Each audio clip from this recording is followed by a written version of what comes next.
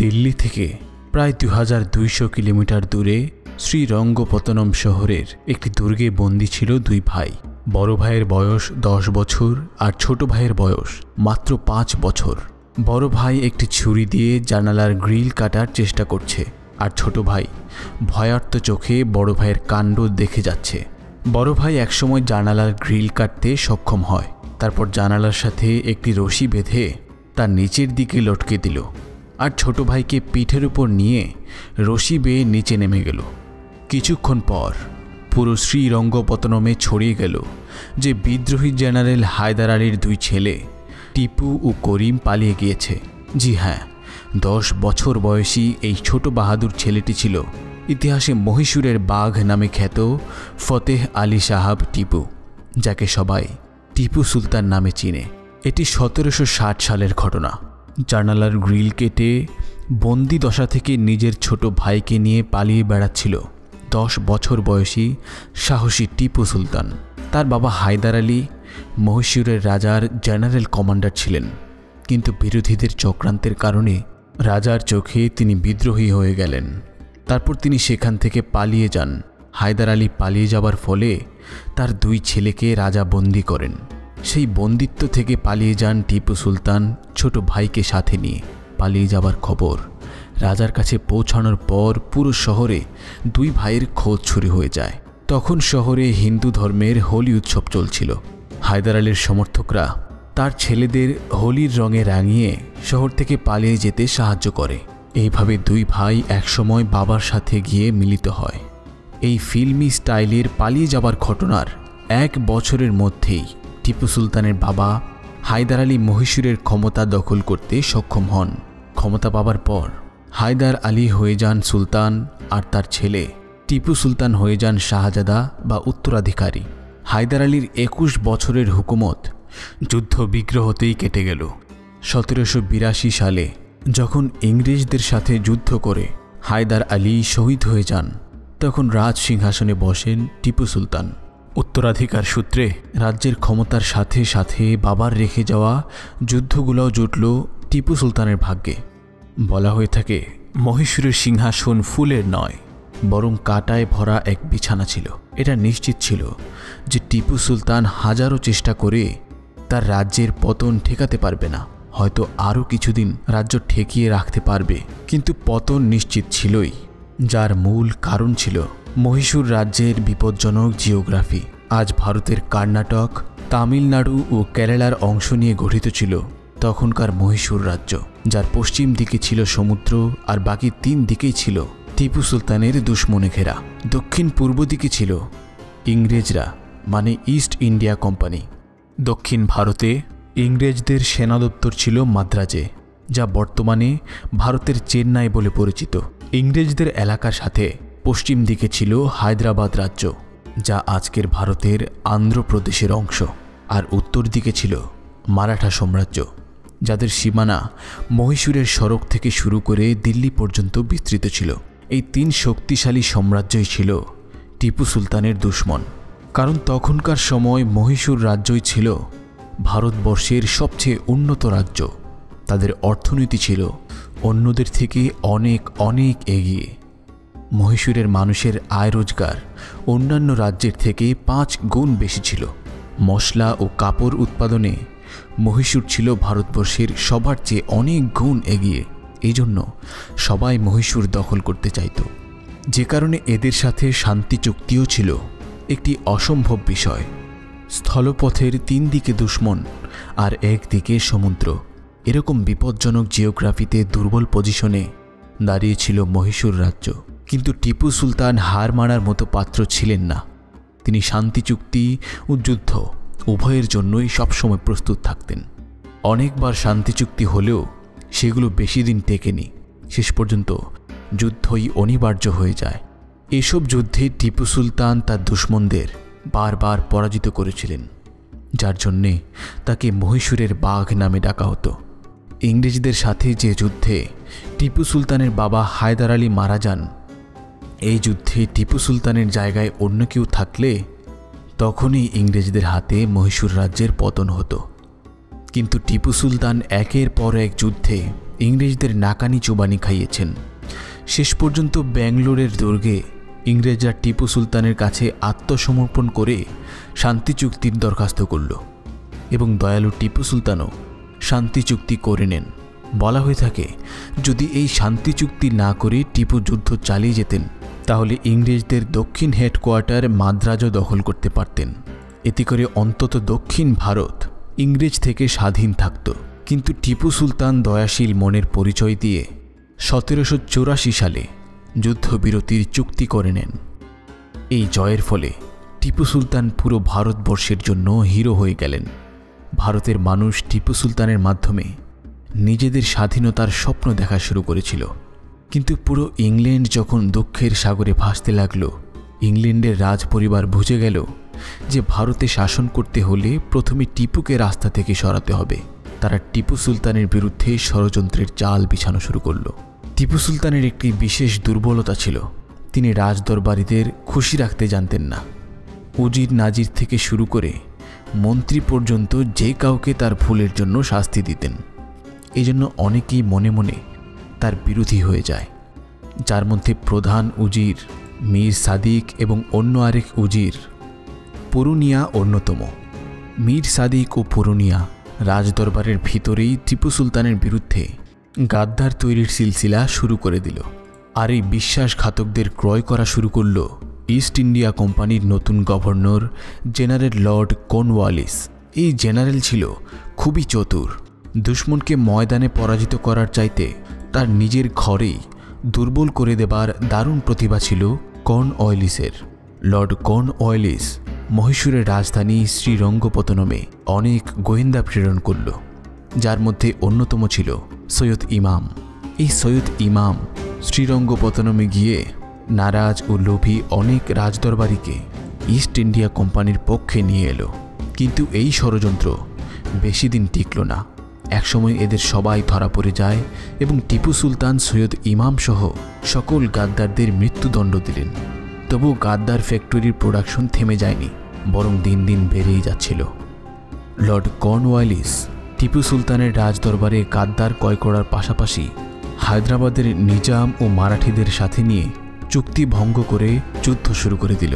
প্রথমে সে মহীশূরের গুরুত্বপূর্ণ শহর ব্যাঙ্গালোরও কবজা করে নিল। জবাবে টিপু সুলতান ব্যাঙ্গালোরে ইংরেজদের ঘিরে ফেললেন। কিন্তু যখন টিপু সুলতান বড় হামলার পরিকল্পনা করলেন, তখন তার সেনাবাহিনীতে থাকা গাদ্দাররা হামলার সকল পরিকল্পনা লর্ড কর্নওয়ালিসের কাছে পৌঁছে দিল, যে কারণে লর্ড কর্নওয়ালিস সেখান থেকে পালিয়ে গিয়ে লম্বা এক পথ পাড়ি দিয়ে টিপু সুলতানের রাজধানী শ্রীরঙ্গপত্তনমকে অবরোধ করে দিল। কিন্তু শ্রীরঙ্গপত্তনমের এই অবরোধ বেশি দিন স্থায়ী হল না, কারণ তার সেনাবাহিনী তখন ক্লান্ত হয়ে পড়ছিল। ওদিকে টিপু সুলতানের গেরিলা যোদ্ধারা ইংরেজদের সাপ্লাই লাইন কেটে দিল। অন্যদিকে ইংরেজদের মিত্র হায়দ্রাবাদের নিজাম ও মারাঠিরাও সেনা পাঠানোর কথা বলেও সেনা পাঠাতে পারেনি। এসব কারণে লর্ড কর্নওয়ালিস শ্রীরঙ্গপত্তনমের অবরোধে অসফল হল। তার সেনারা ক্ষুধা ও অসুখে মরতে লাগল। বাধ্য হয়ে লর্ড কর্নওয়ালিস যুদ্ধ ছেড়ে তার সেনাবাহিনী নিয়ে পালিয়ে যেতে লাগল। এই সময় টিপু সুলতান তার জীবনের আরও একটি বড় ভুল করলেন। তিনি ইংরেজ সেনাদের ধাওয়া করে ধ্বংস না করে বরং তাদের যেতে দিলেন। এই ভুলের মাসুল হিসেবে মহীশূরের স্বাধীন রাজ্যের ভাগ্যে ইংরেজদের গোলামি নসিব হয়েছিল। লর্ড কর্নওয়ালিস পালিয়ে গিয়ে মারাঠা ও নিজামের সাথে মিলিত হল। তারপর এই তিন শক্তি একসাথে পুনরায় শ্রীরঙ্গপত্তনম অবরোধ করে দিল। এরপর টিপু সুলতানের বোধগম্য হল যে লর্ড কর্নওয়ালিসকে যেতে দেওয়াটা অনেক বড় ভুল ছিল। কিন্তু এখন আর আফসোস করে লাভ ছিল না। অবরোধ দিনের পর দিন আরও বেশি শক্ত হতে লাগলো। এমন পর্যায়ে টিপু সুলতান পরাজয় মেনে নিয়ে শান্তির আহ্বান করলেন। লর্ড কর্নওয়ালিস শান্তির বদলে মহীশূরের অর্ধেক রাজত্ব এবং 8 কোটি রুপি যুদ্ধের জরিমানা স্বরূপ আদায় করল। এভাবে আপনজনদের গাদ্দারি আরেকটি বড় ভুল সিদ্ধান্তের জন্য অর্ধেক রাজত্ব হারিয়ে টিপু সুলতান পূর্বের তুলনায় অনেক দুর্বল হয়ে গেলেন। তবু টিপু সুলতান হেরে যাওয়ার পাত্র ছিলেন না। তিনি কসম কাটলেন, যতদিন ইংরেজদের কাছ থেকে প্রতিশোধ না নিয়েছেন ততদিন পালঙ্কে ঘুমাবেন না। আর তিনি তা করেছিলেনও। সেদিনের পর থেকে মাদুর বিছিয়ে মেঝেতে ঘুমাতেন তিনি। তারপর একটি খেলনার ঘড়িও তৈরি করলেন, যেটিতে একটি বাঘ এক ইংরেজ সেনার গলা চেপে ধরে আছে। এই ঘড়ি এখনও পর্যন্ত লন্ডনের মিউজিয়ামে রাখা আছে। টিপু সুলতান এই ঘড়ির দিকে তাকিয়ে থেকে দুশ্মনদের পরাজিত করার পরিকল্পনা সাজাতেন। কিন্তু নিজের রাজদরবারের মীর সাদিকের মতো প্রধান উজির সহ অনেক গাদ্দার রয়েছে যে সুলতানের, সেই সুলতান কতটুকুই বা এগোবেন। অন্যদিকে টিপু সুলতানের 12টি ছেলের মধ্য থেকে কোনো একজনও ওই যোগ্য ছিল না যে বাবার পাশে দাঁড়িয়ে দুশ্মনদের উচিত শিক্ষা দিতে পারবে।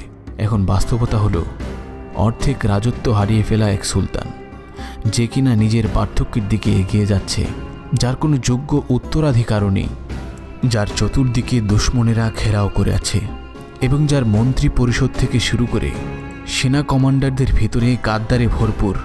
এমন সুলতান আর কতদিনই বা লড়াই করতে পারবে? এমন নাজুক পরিস্থিতিতে টিপু সুলতানের শেষ ভরসা ছিল ইংরেজদের বড় শত্রু আর টিপু সুলতানের অন্যতম মিত্রশক্তি ফ্রান্সের উপর। টিপু সুলতান ফ্রান্সের জেনারেল নেপোলিয়ান বোনাপার্টের কাছে দূত পাঠিয়েছিলেন সাহায্যের জন্য। নেপোলিয়ানও সাহায্যের ওয়াদা করে একটি চিঠিও পাঠিয়েছিল টিপু সুলতানের কাছে, কিন্তু সেই চিঠি ইংরেজ গোয়েন্দাদের হাতে চলে আসে। ইংরেজরা তখন ভয়ে ছিল যে যদি নেপোলিয়ান টিপু সুলতানের সাহায্যে পৌঁছে যায় তাহলে পুরো ভারতে ইংরেজদের কবজা করার স্বপ্ন হয়তো ধূলিসাৎ হয়ে যাবে। এর ঠিক 18 বছর পূর্বে ফ্রান্স আমেরিকার স্বাধীনতা সংগ্রামের হিরো জর্জ ওয়াশিংটনের সাহায্য করেছিলেন ইংরেজদের বিরুদ্ধে, যার ফলে ইংরেজরা পরাজিত হয় এবং আমেরিকা স্বাধীন হয়ে গিয়েছিল। যখন নেপোলিয়ান মিশরে হামলা করে মিশর দখল করে নেয়, তখন ইংরেজরা ভেবেছিল নেপোলিয়ান হয়তো সড়ক পথে ভারতে যেয়ে পৌঁছাবে, যার ফলে ব্রিটিশ সরকার লর্ড কর্নওয়ালিসকে ইংল্যান্ডে ফেরত নিয়ে তার জায়গায় লর্ড ওয়েলেসলিকে প্রেরণ করে। লর্ড ওয়েলেসলি ভারতে এসেই টিপু সুলতানের বিরুদ্ধে যুদ্ধের প্রস্তুতি শুরু করে দিল।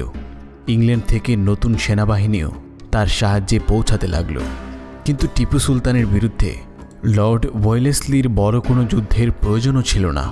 লর্ড কর্নওয়ালিস টিপু সুলতানের রাজদরবারে যেসব গাদ্দার তৈরি করে গিয়েছিল, এরা সবাই এখন লর্ড ওয়েলেসলির পক্ষে এসে যায়।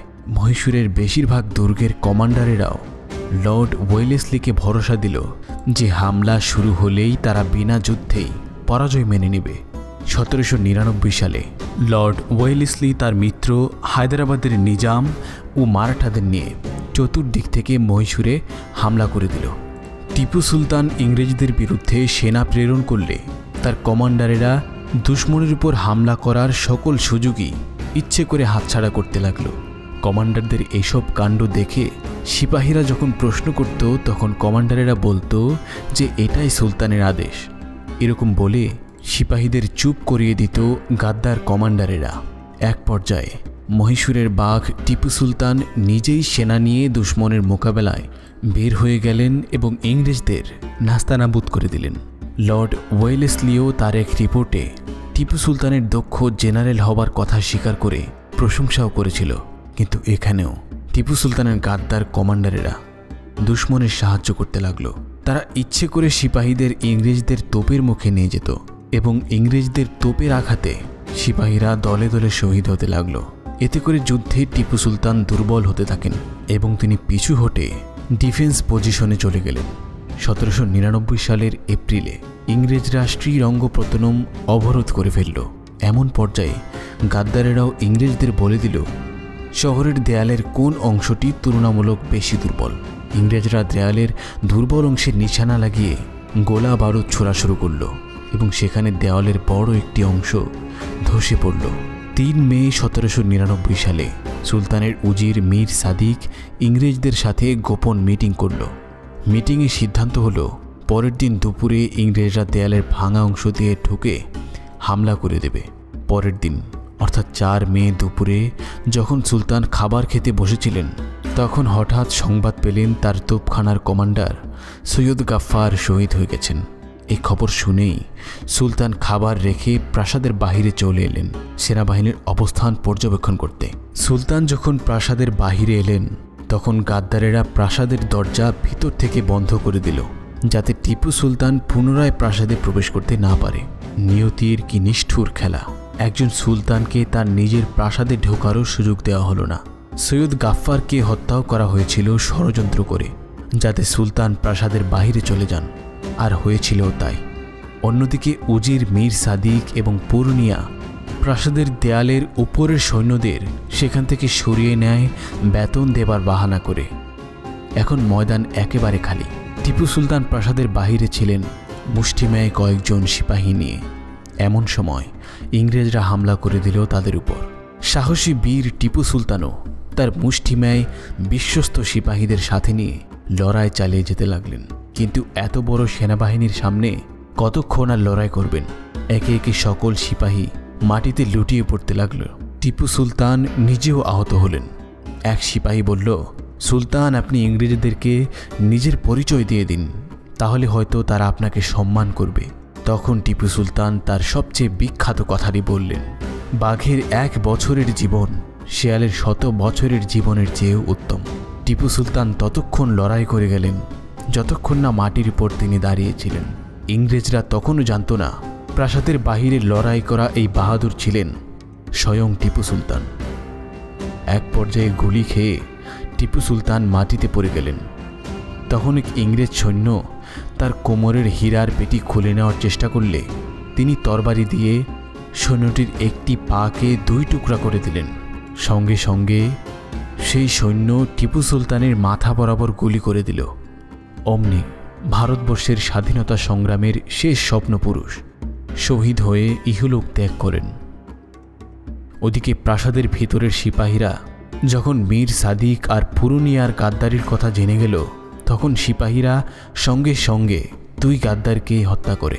ইংরেজরা টিপু সুলতানকে পুরো সেনা মর্যাদার সাথে শ্রীরঙ্গপত্তনমে দাফন করেছিল। মৃত্যুকালে টিপু সুলতানের বয়স ছিল 49 বছর। এজন্য তাকে 49 তোপের সালামিও দেওয়া হয়েছিল। টিপু সুলতানের শাহাদাতের 59 বছর পর পুরো ভারতবর্ষে ইংরেজদের রাজত্ব কায়েম হয়ে যায়। তখন ওই ইংরেজ অফিসারের কথাই সত্য হয়েছিল, যে টিপু সুলতানের লাশ দেখে বলেছিল, এখন থেকে ভারত আমাদের। ইংরেজরা টিপু সুলতানের বংশধরদের কলকাতায় পাঠিয়ে দিয়েছিল। 200 বছর পর্যন্ত টিপু সুলতানের বংশধরেরা কলকাতায় দিনমজুরের কাজ করে জীবিকা নির্বাহ করেছিল। 2009 সালে ভারতের সরকার টিপু সুলতানের বংশধরদের শাহী স্ট্যাটাস দিয়ে তাদের সম্পত্তি ফেরত দেবার সিদ্ধান্ত নেয়। আজ টিপু সুলতানের মাজারে হিন্দু মুসলমান সকলেই আসা যাওয়া করে। বর্তমানে শ্রীরঙ্গপত্তনম ভারতের কর্ণাটকা রাজ্যের অংশ।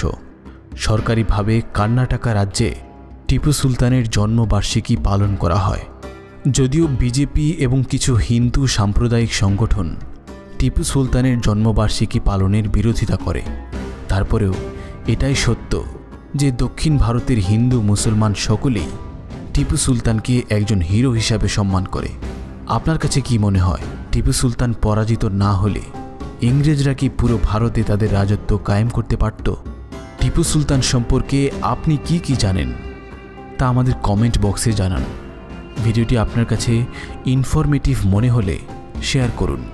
এই রকম ইনফরমেটিভ ভিডিও আরও পেতে আমাদের চ্যানেল সাবস্ক্রাইব করুন। ধন্যবাদ।